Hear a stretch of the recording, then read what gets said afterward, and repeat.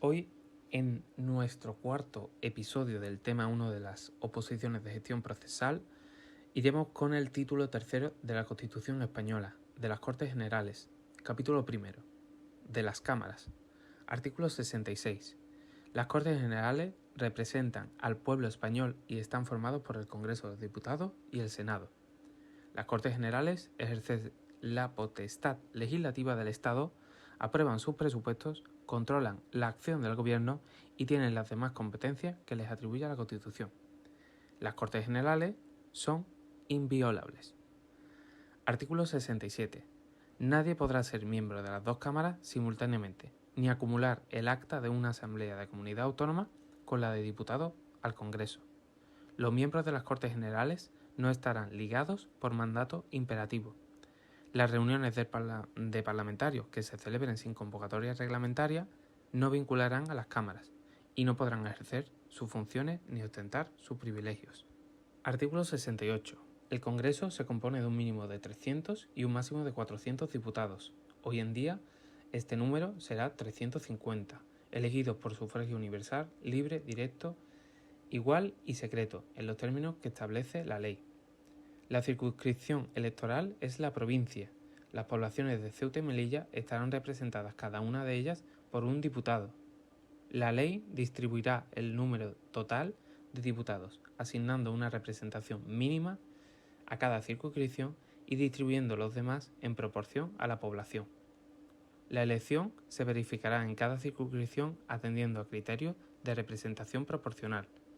El Congreso es elegido por 4 años. El mandato de los diputados termina 4 años después de su elección o el día de la disolución de las cámaras. Son electores y elegibles todos los españoles que estén en pleno uso de sus derechos civiles y políticos.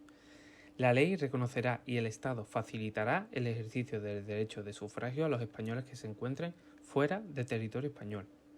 Las elecciones tendrán lugar entre los 30 días y 60 días posteriores desde la terminación del mandato, y el Congreso electo deberá ser convocado en un plazo de 25 días siguientes a la celebración de las elecciones. Artículo 69. El Senado es la Cámara de Representación Territorial. En cada provincia se elegirán 4 senadores por sufragio universal, libre, igual, directo y secreto, por los votantes de cada una de ellas. En las provincias insulares, cada isla o agrupación de ellas, con cabildo o consejo insular, constituirá una circunscripción, a efectos de elecciones de senadores, correspondiendo 3 senadores a cada una de las islas mayores, Gran Canaria, Mallorca y Tenerife, y una a cada una de las siguientes islas o agrupaciones: Ibiza, Formentera, Menorca, Fuerteventura, Gomera, Hierro, Lanzarote y La Palma. Las poblaciones de Ceuta y Melilla elegirán cada una de ellas a 2 senadores. Las comunidades autónomas designarán además un senador y otro más por cada millón de habitantes de su respectivo territorio. La designación corresponderá a la Asamblea Legislativa o, en su defecto, al órgano colegiado que establezca los estatutos, que asegurarán en todo caso la adecuada representación proporcional. El Senado es elegido por 4 años y el mandato de los senadores termina 4 años después de la elección. Artículo 70. La ley electoral determinará las causas de inelegibilidad e incompatibilidad de los diputados y senadores, que comprenderán en todo caso a los competentes del Tribunal Constitucional, a los altos cargos de la Administración del Estado, con la excepción de los miembros del Gobierno, defensores del pueblo, magistrados, jueces y fiscales en activo, militares profesionales y miembros de las fuerzas y cuerpos de seguridad y policía en activo, y a los miembros de las juntas electorales. La validez de las actas y credenciales de los miembros de ambas cámaras estará sometido al control judicial en los términos que establezca la ley electoral. Artículo 71. Los diputados y senadores gozarán de inviolabilidad por las opiniones manifestadas en el ejercicio de sus funciones. Durante el periodo de su mandato, los diputados y senadores gozarán asimismo de inmunidad y solo podrán ser detenidos en caso de flagrante delito. No podrán ser inculpados ni procesados sin la previa autorización de la Cámara respectiva, y en las causas contra diputados y senadores será competente la Sala de lo Penal del Tribunal Supremo. Los diputados y senadores percibirán una asignación que será fijada por las respectivas cámaras. Artículo 72. Las cámaras establecen sus propios reglamentos, aprueban autónomamente su presupuesto y de común acuerdo regulan el estatuto personal de las Cortes Generales. Los reglamentos y su forma estarán sometidos a una votación final sobre su totalidad, que requerirá la mayoría absoluta. Las cámaras eligen sus respectivos presidentes y los demás miembros de sus mesas. Las sesiones conjuntas, presididas por el presidente del Congreso, se regirán por el reglamento de las Cortes Generales aprobado por mayoría absoluta de cada cámara.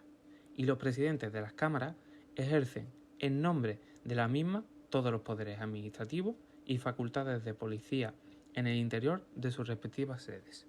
Artículo 73. Las cámaras se reunirán anualmente en 2 periodos ordinarios. Estas sesiones serán el primero de septiembre a diciembre y el segundo de febrero a junio. Las cámaras podrán reunirse en sesión extraordinaria a petición del Gobierno, de la Diputación Permanente o de la mayoría de los miembros de cualquiera de las cámaras. Las sesiones extraordinarias deberán convocarse sobre el orden del día y serán clausuradas una vez que éste haya sido agotado. Artículo 74. Las cámaras se reunirán en sesión conjunta para ejercer las competencias no legislativas que el título segundo atribuye expresamente a las Cortes Generales. Las decisiones de las Cortes Generales, previstas en los artículos 94, 145 y 158, se adoptarán por mayoría de cada una de las cámaras. En el primer caso, el procedimiento se iniciará por el Congreso y en los otros dos por el Senado. En ambos casos, si no hubiera acuerdo entre Senado y Congreso, se intentará obtener por una comisión mixta compuesta de igual número de diputados y senadores. La comisión presentará un texto que será votado por ambas cámaras. Si no se aprueba en la forma establecida, decidirá el Congreso por mayoría absoluta. Artículo 75. Las cámaras funcionarán en pleno y en comisiones. Las cámaras podrán delegar en las comisiones legislativas permanentes la aprobación de proyectos o proposiciones de ley. El Pleno podrá, no obstante, recabar en cualquier momento el debate y votación de cualquier proyecto o proposición de ley que haya sido objeto de esta delegación. Quedan exceptuados de lo dispuesto en el apartado anterior la reforma constitucional, las cuestiones internacionales, las leyes orgánicas y de bases y los presupuestos generales del Estado.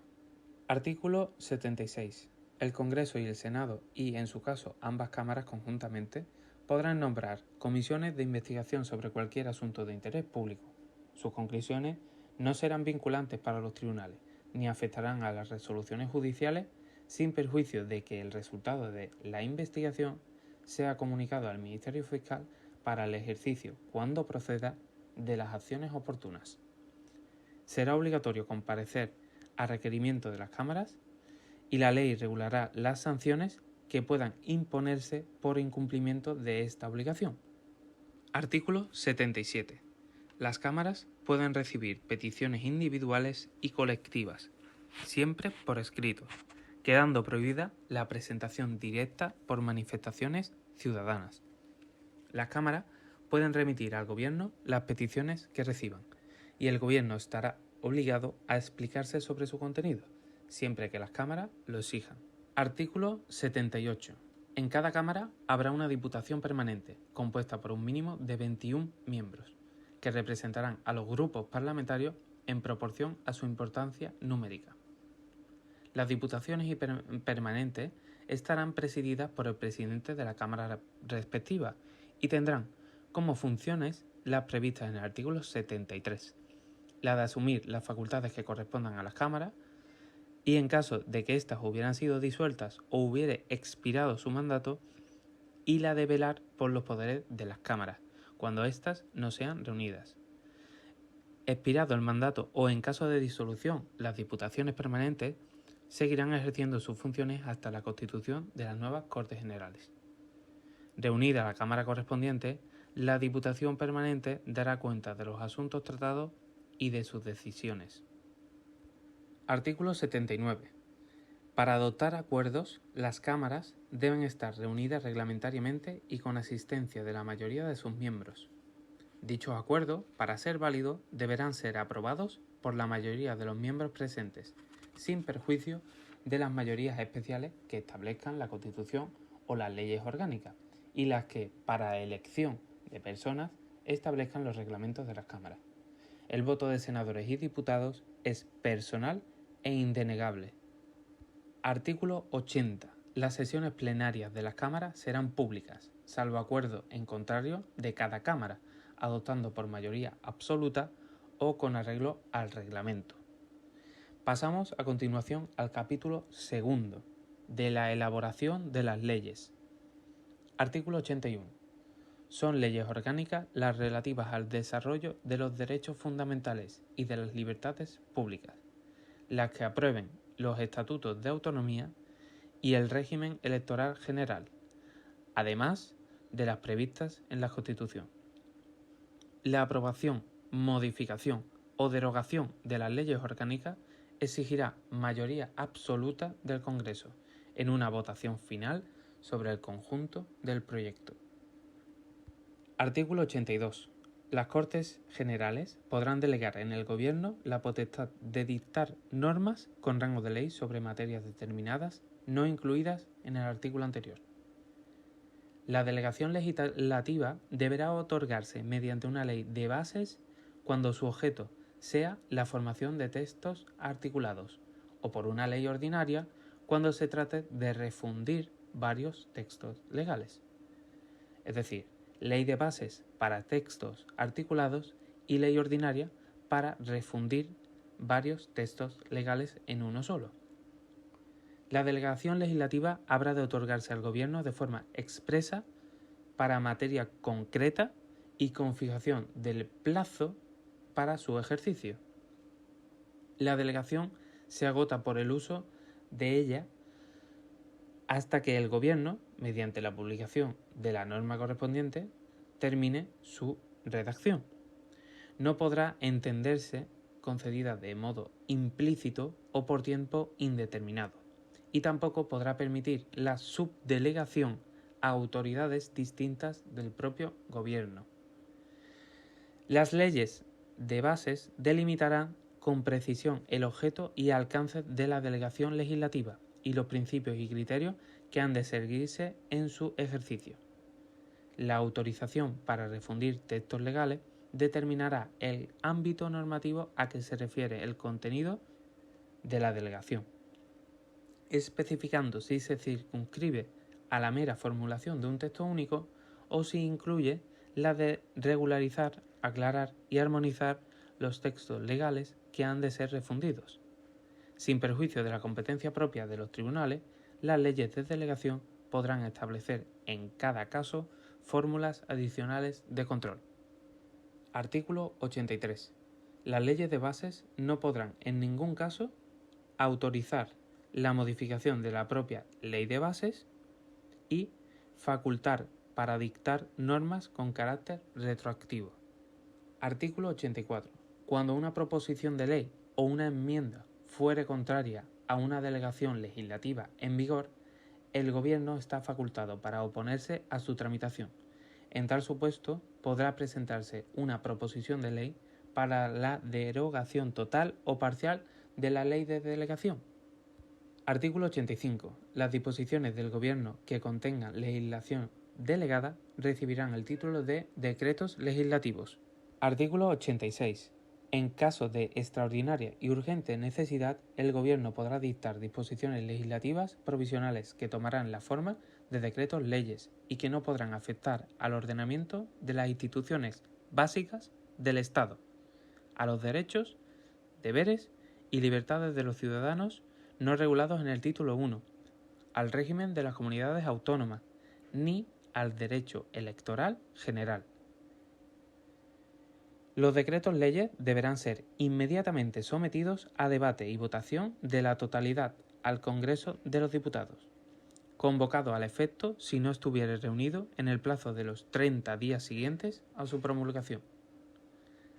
El Congreso habrá de pronunciarse expresamente dentro de dicho plazo sobre su convalidación o derogación, para lo cual el reglamento establecerá un procedimiento especial y sumario.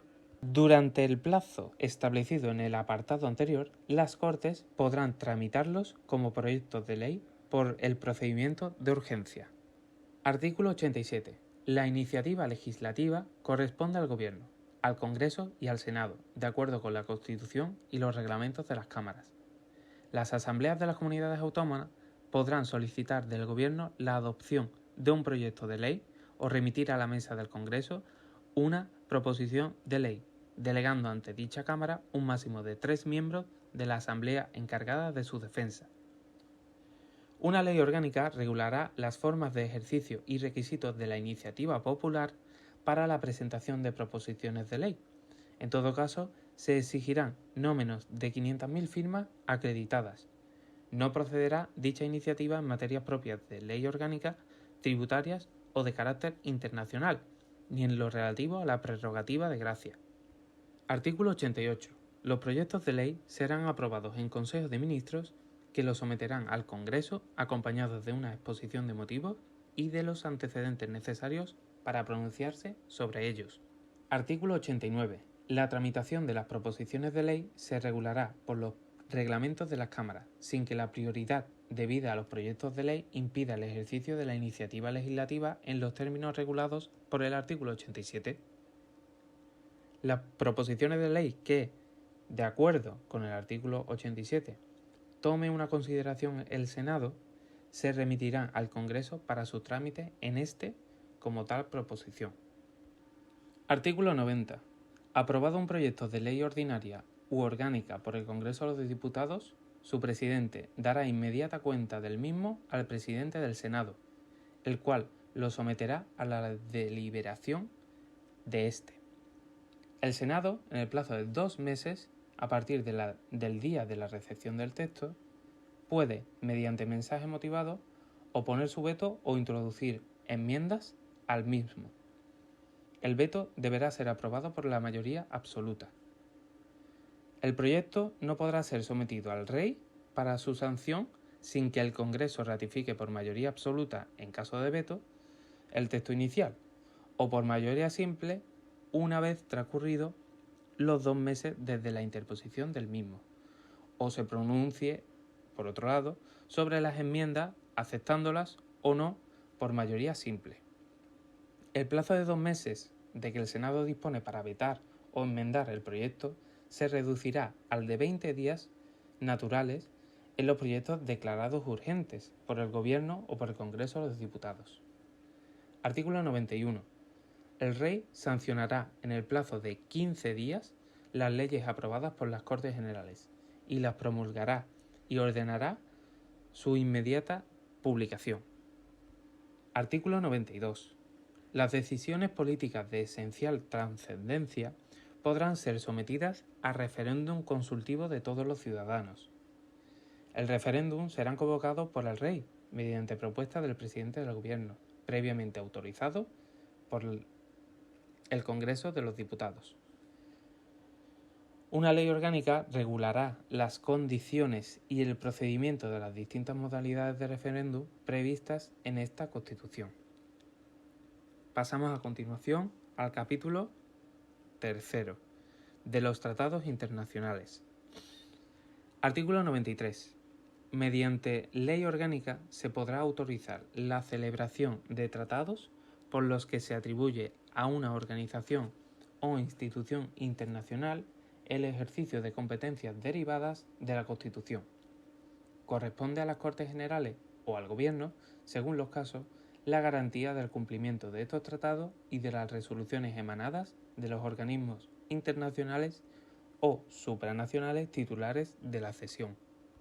El artículo 94, la prestación del consentimiento del Estado para obligarse por medio de tratados o convenios, requerirá la previa autorización de las Cortes Generales en los siguientes casos. A. Cuando los tratados sean de carácter político. B. Cuando los tratados o convenios sean de carácter militar. C. Cuando los tratados o convenios afecten a la integridad territorial del Estado o a los derechos y deberes fundamentales establecidos en el título primero. D. Tratados o convenios que impliquen obligaciones financieras para la hacienda pública. Y E. Tratados o convenios que supongan modificación o derogación de alguna ley o exijan medidas legislativas para su ejecución. El Congreso y el Senado serán inmediatamente informados de la conclusión de los restantes tratados o convenios. Artículo 95. La celebración de un tratado internacional que contenga estipulaciones contrarias a la Constitución exigirá la previa revisión constitucional. El Gobierno o cualquiera de las cámaras puede requerir al Tribunal Constitucional para que declare si existe o no esa contradicción. Artículo 96. Los tratados internacionales válidamente celebrados, una vez publicados oficialmente en España, formarán parte del ordenamiento interno. Sus disposiciones solo podrán ser derogadas, modificadas o suspendidas en la forma prevista en los propios tratados o de acuerdo con las normas generales del derecho internacional. Para la denuncia de los tratados y convenios internacionales se utilizará el mismo procedimiento previsto para su aprobación en el artículo 94. Y con esto terminamos el título tercero de las Cortes Generales, que abarca los artículos desde el 66 al 96. A continuación, el título cuarto del Gobierno y de la Administración, que comprenderá los artículos del 97 al 107. Hasta entonces, seguid estudiando, seguid dándolo todo y volveré con el título cuarto. Adiós.